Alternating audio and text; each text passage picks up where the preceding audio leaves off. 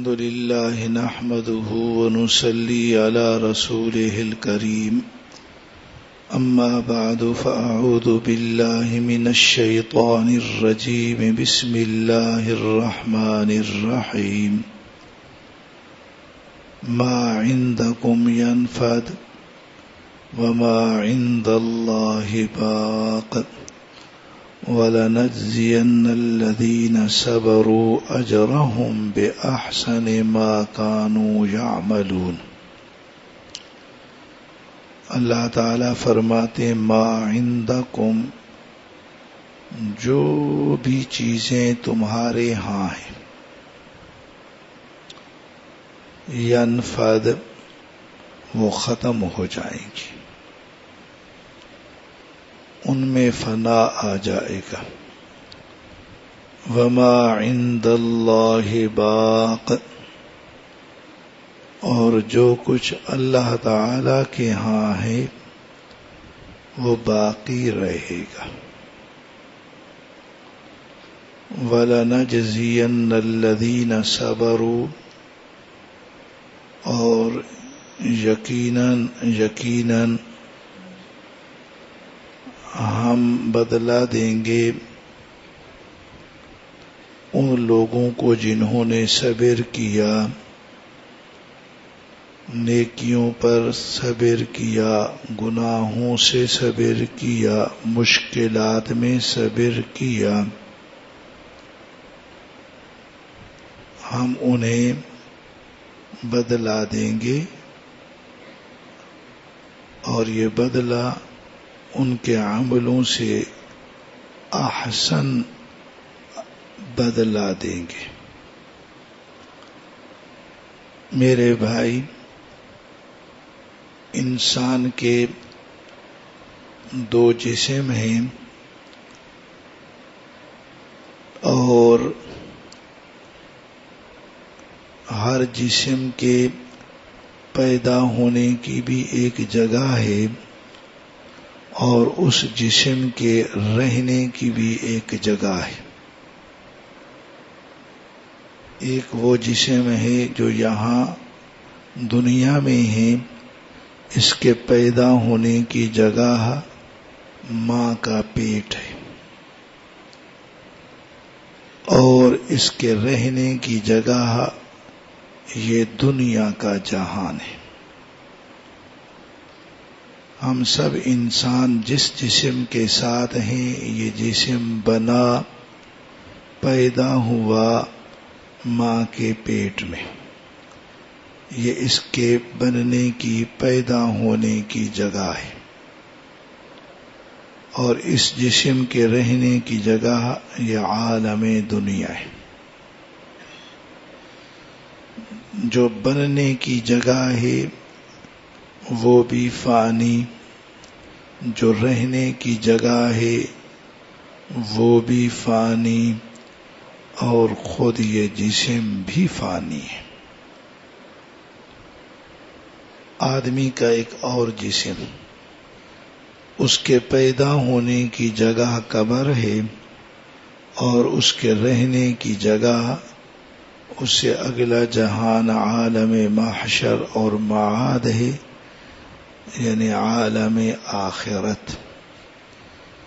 قبر کے اندر یہ دوسرا جسم پھر پیدا ہوگا، وہاں پر بھی یہ جسم ختم ہوگا، مختلف حالات سے گزرے گا۔ جب دوسری دفعہ سور پھونکا جائے گا تو آسمان سے ایک خاص قسم کی برسات برسے گی، اور آدمی جس جگہ پر تھا اسی جگہ پر دوبارہ بننا، پیدا ہونا شروع ہو جائے گا۔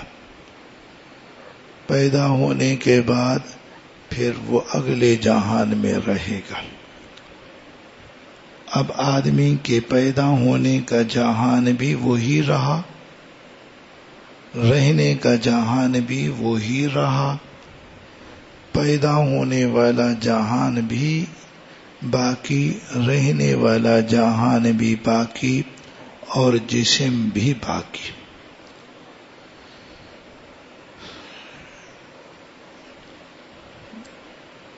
پھر مزید تفصیل سے آدمی کا جسم، یہ جو جس جسم کے ساتھ ہم یہاں پر ہیں، اس کی ہر چیز میں فنا ہے. اس کے بننے اور پیدا ہونے کی جگہ میں فنا ختم.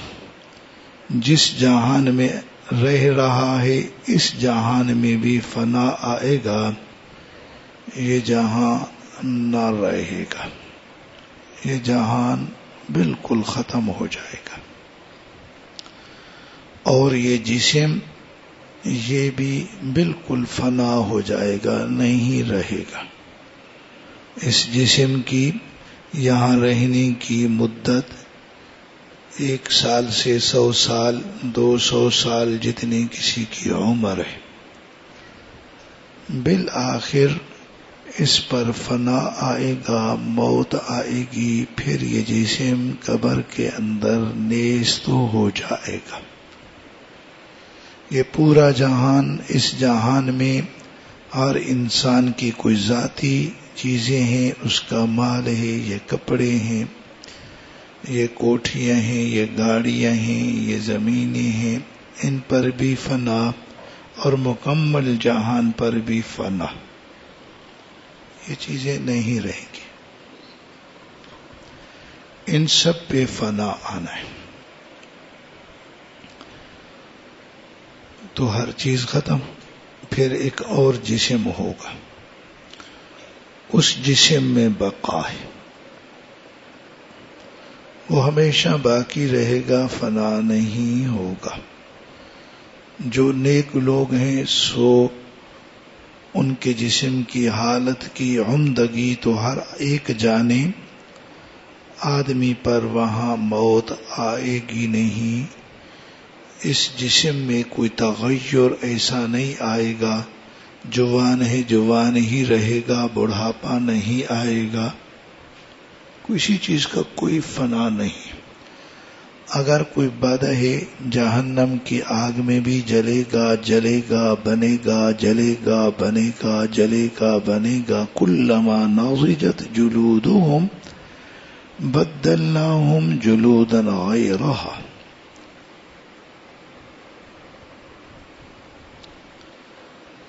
پھر یہ جو جہان ہے، اس جہان کے اندر اللہ تعالی نے دکھ سکھ اکٹھے رکھے ہیں، یعنی خوشی، غمی، تکلیف، راحت، نعمت، مصیبت، یہ چلتے رہتے ہیں. 2 لحاظ سے سمجھیں. کبھی آدمی راحتوں میں، نعمتوں میں ہے، کوئی تکلیف نہیں، کوئی پریشانی نہیں. پھر کبھی ایسا ہوتا ہے دکھ میں آ جاتا ہے، بخار ہو گیا، بڑی تکلیف ہے، وہ خوشی جسم میں نہیں ہے. سر میں درد ہو گیا، دکھ میں آ گیا، خوشی جسم میں نہیں ہے. کبھی اور مصیبتیں آ گئیں، کبھی غریبی آ گئی، پھر دکھ کے کئی عنوان اور کئی صورتیں ہیں. یہ دکھوں میں بھی چلتا رہتا ہے، سکھوں میں بھی چلتا رہتا ہے. یہ حالت آئی، ختم. پھر آدمی مصیبت میں، مصیبت کے بعد پھر خوشی میں. ہر آدمی اپنی زندگی کو دیکھے، ہم ان دکھ اور سکھ کے مراحل سے سینکڑوں بار گزر چکے. کبھی یہ تکلیف، کبھی یہ، کبھی یہ، کبھی اپنی، کبھی گھر کی. دوسرا یہ ہے کہ دونوں کٹھے بھی ہوتے. اگر سر میں درد ہے تو بقیہ جسم کو تکلیف تو ہے، لیکن نہ کوئی درد ہے نہ کوئی پریشانی ہے. ایک تکلیف میں ہے تو 10 نعمتیں ساتھ کے ساتھ چل رہی ہیں. ایک مشکل میں ہے تو 10 آسانیاں ساتھ کے ساتھ چل رہی ہیں. یہ اس جہان کی ترتیب ہے. اور جو دوسرا جہان ہے وہاں پر یہ 2 چیزیں نہیں ہیں. جو آدمی عذاب میں ہے سو عذاب میں ہے، کافر ہے عذاب میں ہے سو عذاب میں ہے. کوئی بعد میں راحت نہیں، کوئی آسانی نہیں ہے. مومن ہے جنت میں ہیں، ہمیشہ راحت میں ہیں، خوش عیشی میں ہیں، ہمیشہ ہیں، اس کے اوپر کوئی دکھ نہیں آئے گا۔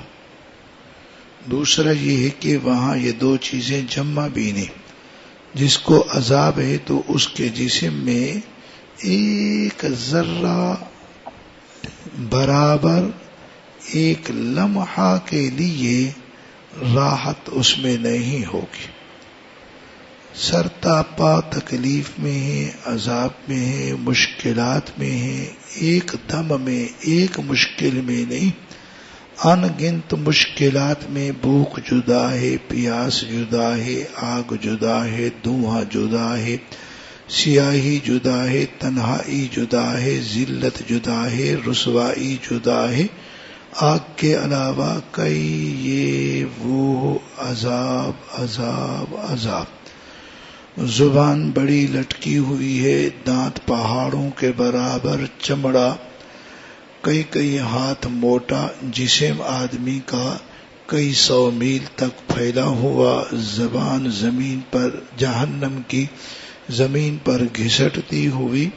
کوئی ایک بات، عذاب پہ عذاب ہوگا، عذاب پہ عذاب ہوگا، ہر طرف سے سامان موت کا ہوگا، مرے گا بھی نہیں، راحت نہیں ہوگی۔ جو راحت میں ہے اس کو ایک ذرہ برابر ایک لمحے کے لیے کوئی تکلیف نہیں ہوگی، نہ ظاہر کی نہ باطن کی، کوئی نہیں۔ جنت میں ہوگا، بھرپور راحتوں میں ہوگا، ایک نعمت میں نہیں ہوگا، ایک دم میں ہزاروں نعمتوں میں ہوگا۔ نعمتیں ہی نعمتیں ہوں گی، ہر نعمت دوسری نعمت سے بڑھ کر ہوگی۔ یہ سہولتیں تو سہولتیں رہیں، کتنی بڑی بات ہوگی۔ فرشتہ ادھر سے آتا ہے، سلام کرتا ہے، والملائکۃ یدخلون علیہم من کل باب سلام علیکم بما صبرتم۔